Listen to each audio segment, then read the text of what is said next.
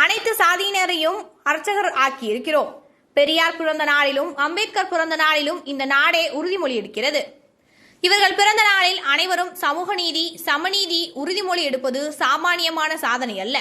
தமிழ்நாடு சட்டப்பேரவை இதே அவையில் 29/4/2025 அன்று உரையாற்றிய போது ஆதிக்கத்தின் அடையாளமாகவும் தீண்டாமையின் குறியீடாகவும் வகை சொல்வதாக இருக்கக்கூடிய காலனி என்ற சொல்லை நீக்குவோம் என்று நான் அறிவித்தேன். பள்ளி கல்லூரி விடுதிகளில் சாதி அடையாளங்கள் இருக்கக்கூடாது என்பதற்காக அவற்றை சமூக நீதி விடுதிகளாக பெயர் மாற்றி இருக்கிறோம். பிரதமர் மோடியை சமீபத்தில் சந்தித்த முக்கியமான ஒரு கோரிக்கையை நான் வைத்தேன்.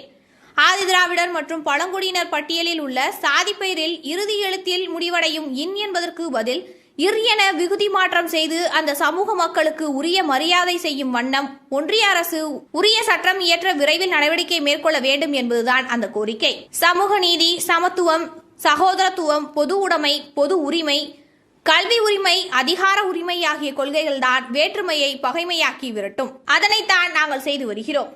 அதன் மூலமாகத்தான் சமத்துவம் கொண்ட சமுதாயத்தை உருவாக்க முடியும். இத்தகைய சூழலில் நாட்டில் நடைபெறும் சில சம்பவங்கள் நமது மனவேதனை அடைய வைத்துள்ளன. இதற்காகவா நமது தலைவர்கள் போராடினார்கள்?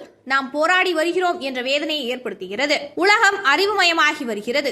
ஆனால் அன்புமயமாவதை அது தடுத்தது என்பதுதான் இந்த திருத்த எண்ணம் கொண்டவர்களை வாட்டி வருகிறது. உலகம் முழுவதும் பரவி அறிவினால் மதிக்கப்பட்டு வரும் நம் தமிழர் சமுதாயம் உள்ளூரில் சண்டை போட்டுக் கொள்வது என்ன நியாயம் என்பதுதான் நம்மை வருத்தும் கேள்வியாக உள்ளது. எதற்காகவும் ஒருவரை மற்றொருவர் கொள்வதை நாகரிக சமுதாயத்தால் ஏற்க முடியாது. கொள்வதை மட்டுமல்ல, பகைப்பதை, சண்டை போட்டுக் கொள்வதை, அவமானப்படுத்துவதை என எதையும் பண்பாட்டு வளர்ச்சி பெற்ற ஒரு சமுதாயத்தால் ஏற்றுக்கொள்ள முடியாது. அவ்வப்போது ஏதேனும் ஒரு பகுதியில் நடந்துவிடும் ஒரு துயரமான சம்பவம் நம் நெஞ்சை உலுக்குகிறது. நம் சமுதாயத்தையே தலைகுனிய செய்து விடுகிறது. பெண்கள் தங்கள் எதிர்காலத்தை தாங்களே தீர்மானிக்கும் உரிமையை பறிக்கும் ஆணாதிக்கமும் இந்த குற்ற செயல்களுக்கு பின்னால் ஒளிந்திருக்கிறது. இதற்கு ஒரு முற்றுப்புள்ளி வைத்தாக வேண்டும்.